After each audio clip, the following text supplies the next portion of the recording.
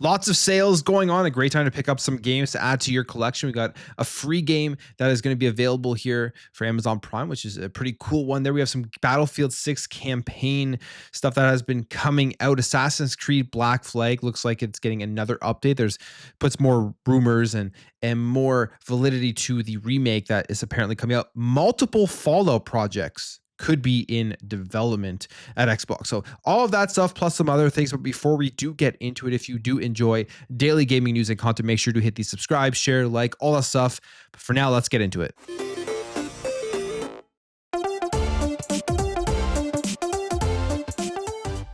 So we'll start off here with a pretty big story for Fallout fans and for more games that are in development at Xbox. This isn't the first time we've heard about this. And of course, we got the Oblivion remaster, remake, whatever you want to call it, that was shadow dropped.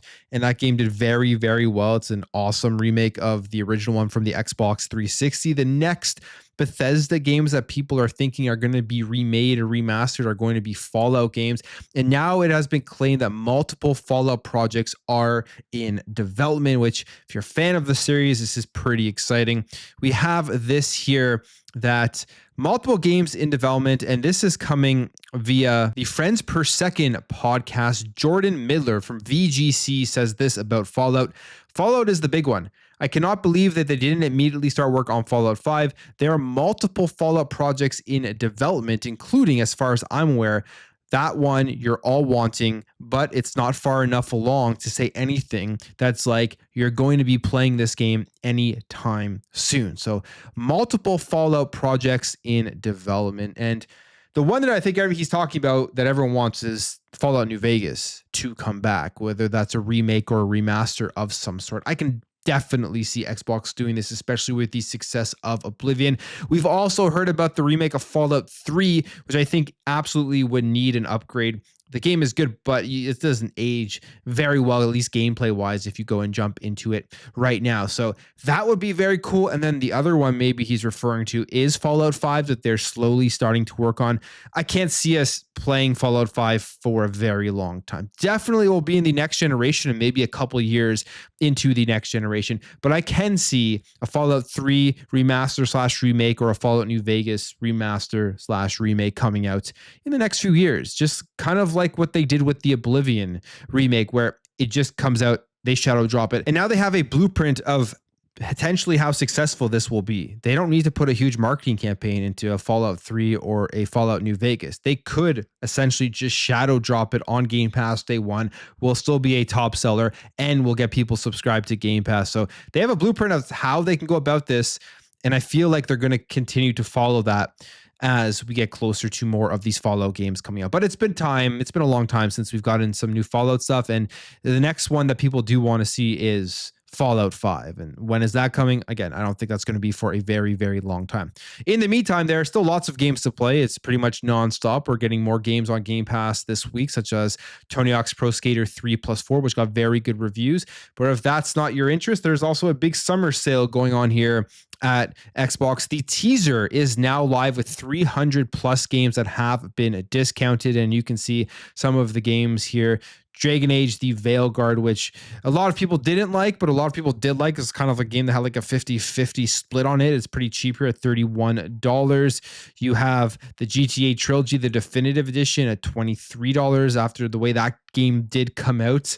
It wasn't very good. I think at that price now it's okay to pick it up if you want to try it out. You're not spending the full price of it at $24. Kingdom Come Deliverance 2 is on sale. You have the Mass Effect Legendary Edition for like $6, which is phenomenal compilation of games. If you haven't played that yet, go check that one out.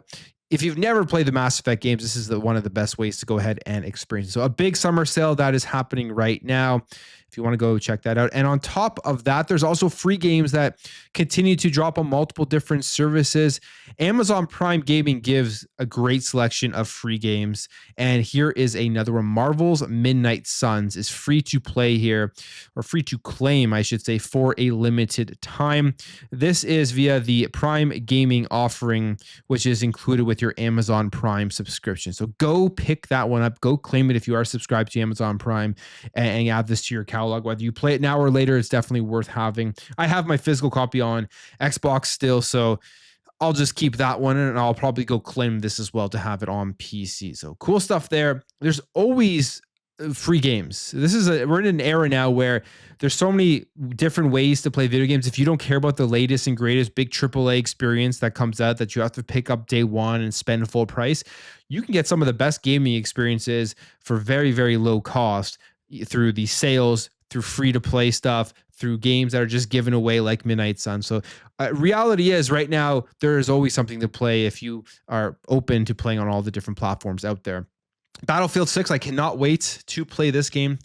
There's a lot going around with this game. Apparently, they want to get like 100 million players, and they want this to be the biggest Battlefield ever. I don't know if they're just setting this game up to fail with those types of expectations, but everything that we have seen so far with Battlefield 6 from the leaks looks like it's going to be a very good game and a nice return to form for the series. I just hope that the expectations aren't so crazily high that no matter how good it does, it ends up failing and that we don't see any more Battlefields in the future. But Battlefield 6 campaign spoilers have reportedly surfaced online, so make sure to stay away from those if you don't want to see anything about that. I won't go over what the actual leak is, but as of right now, on reported here by MP First, the new Battlefield 6 leaks comes from the BF1 Telegram group, and the new information was obtained through a data mine of the latest Battlefield Labs clients. And they say, however, since that is not the official build, players should keep in mind that these Battlefield 6 campaign details may change for the final release. There is info here. I'm not going to go over it in case people don't want that spoiled. You can go read it yourself. So just be aware that the leaks are out there. But a lot has been dropping from Battlefield 6 through leaks, right? Like there's a lot of people playing this game in these play tests. I don't know how upset EA is, though, that some of this footage is getting out there, because I feel like the footage is actually helping the game, especially on the multiplayer front, where you're seeing the destruction, you're seeing the whole scope of the battlefield, you're seeing like helicopters get shot out of the sky, and it looks like super realistic and cool. So I feel like it is helping for building the hype. I know for myself it is. But obviously, when it comes to campaign information, they want to keep that close to them, so people still end up actually playing the campaign when the game drops, as this will be a predominantly multiplayer experience. Another game that I would absolutely love to see come back is Assassin's Creed Black Flag. I would say there is a high probability this game is getting remade, from voice actor hinting at it, from all of the things that we have seen just from rumors out there. And now there are some more features being added to the Steam page, which, why would they be adding this now unless they're preparing for something in the future, is kind of the way that I think about it. But this is via the hidden one here on X, saying, breaking, these features were recently updated on the Assassin's Creed Black Flag Steam page. I'm certain these are new additions for the remake, since none of these options are currently available in the original game. And he says, last time I checked, there is no difficulty options in Assassin's Creed Black Flag, and there is no manual save, no mouse only options, or any of these features. Here are some of the things that they have added: custom volume control, stereo sound, surround sound, mouse only option, adjustable difficulty, save anytime. All of this does sound like they are getting ready for a remake. It goes on here to say, this is also quite concerning, because if the original Black Flag page is being updated, are they planning to replace the original Black Flag and delist it? Oh God. So we don't know what they're going to do, but there could be a big update coming here, whether that is turning this into a remaster on the original file. Are they going to release it on its own? I feel like they would just release it on its own, because you're going to have people out there who are going to buy the remake and remaster and then also want to see the original game. So I don't see why Ubisoft would not want people double dipping on purchasing this game. So I feel like they would just release it on its own. Maybe these are also just quality of life improvements that they're adding to the original one for people who are going to go out there and purchase the game before the remake or the remaster does come out. Who knows? But I think we are getting an Assassin's Creed Black Flag remake, and I can't wait for that, because that's one of my favorite ones, and it's one of a lot of Assassin's Creed fans' favorite one in the series. Another game that is getting remastered for, I mean, I guess you can consider this remaster, or at least an update of some sort for the millionth time, is The Last of Us. They're getting a new update for The Last of Us Part 2 Remastered that lets you play the story in chronological order. So For people who are fans of the series, I'm sure this will be cool for them to see. If you've never played the game, this may be one of the best ways to jump in and start it so you can kind of see the story go through from beginning to end in the right way. But this is the remaster that is coming, or the update to the remaster that's coming, lets you play through the game's story in chronological order. And this means that instead of how the original game is structured, where you play through Ellie's 3 days in Seattle followed by Abby's, you'll crisscross between them, jumping back and forth from Ellie to Abby in chronological order.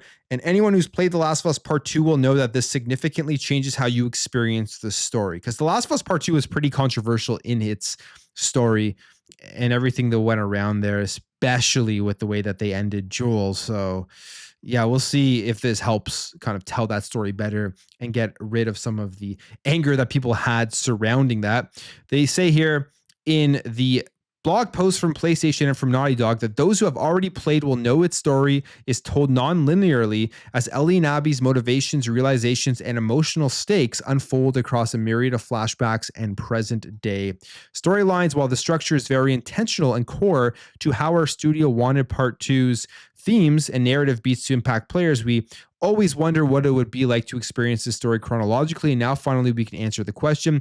Through the new chronological mode, we believe players will gain deeper insights into Part 2's narrative. Players will be able to see how Ellie being gifted at guitar flows so neatly into her learning to play. For example, while the journey through Seattle will showcase the fascinating parallels between Ellie and Abby's crisscrossing journeys, you'll see just how the close they come into running into each other, how their actions impact each other, and more. So for big fans of the series, I think this will be a pretty cool update. For anyone who isn't a big fan, probably not that exciting. Like I have no interest in going back and playing The Last of Us in chronological order. Just I'm done with this series now for a while here. There's just been too much of it, in my opinion. We have a couple more things here to go over. NBA 2K26. It is coming over to the Nintendo Switch 2 with a fully optimized version. This is from Bill Kun, who has leaked this, and it will also be available on the other platforms with release dates and pricing in USD. And this is going to be one of those games that gets, which has already had the more expensive pricing. But NBA 2K26 coming over to the Nintendo Switch 2. The 2K series has always been on the Switch, even on the last one. Obviously, was a worse version of it comparatively to the Nintendo Switch 2.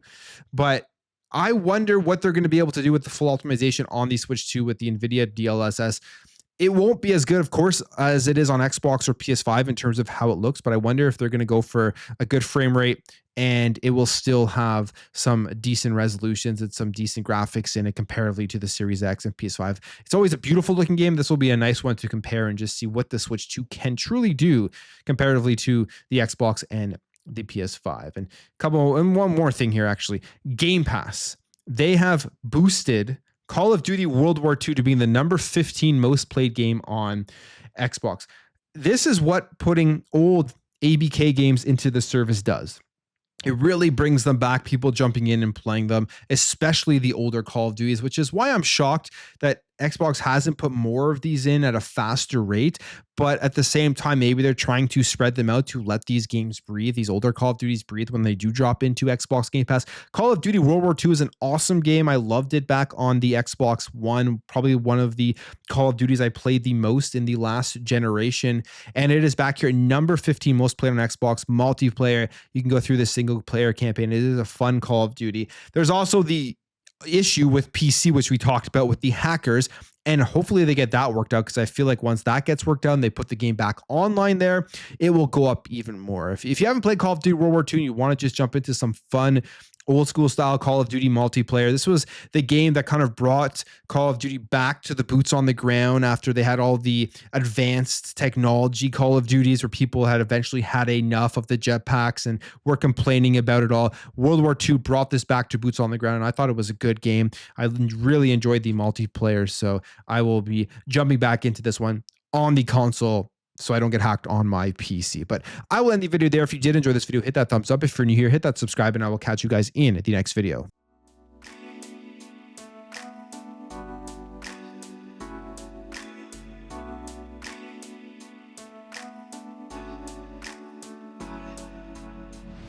Bye.